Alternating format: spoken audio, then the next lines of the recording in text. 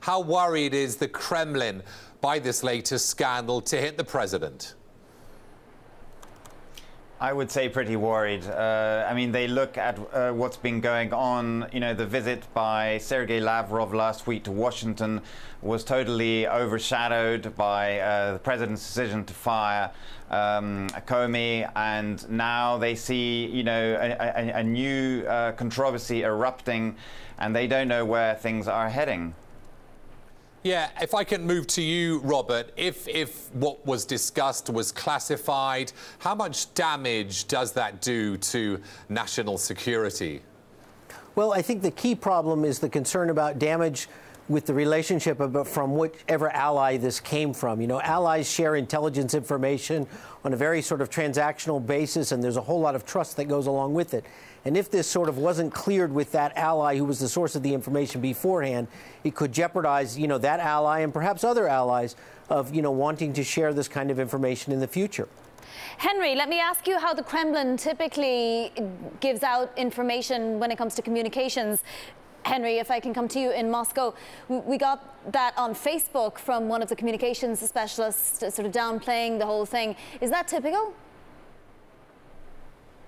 Yes, that was a Facebook posting by the Foreign Ministry spokeswoman, Maria Zakharova. She's very tech savvy and, you know, regular posts on Facebook. But the president's spokesperson, Dmitry Peskov, also commented today and, you know, dismissed the report in the Washington Post as nonsense. So the Russians are insisting that there was nothing classified that was said during that meeting, and, you know, what was discussed was possible cooperation in anti-terrorism. That's what Russia wants to do with the US.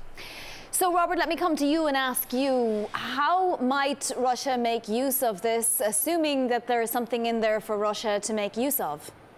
Well, of course, the biggest concern is by the nature of the information, you can sort of trace it back to the source. What city, it was supposedly some discussion of a threat posed by the Islamic State in a particular city. So what city it was, and, you know, identifying the asset, the source of that information, which could also, of course, collect intelligence information on the Russian presence in Syria. So that could be of chief concern if the Russians can use this information to trace back to the source.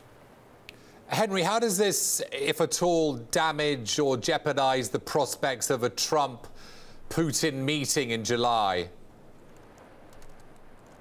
I think the meeting will take place. I mean, it's scheduled to take place on the sidelines of the G20 summit in Germany in July. But of course, it casts a shadow over Russia's efforts to build some kind of cooperation with Trump. I mean, at the moment, you know, Russia is still hoping that it can get you know, US to work with it in Syria. But obviously, those hopes are growing fainter by the day.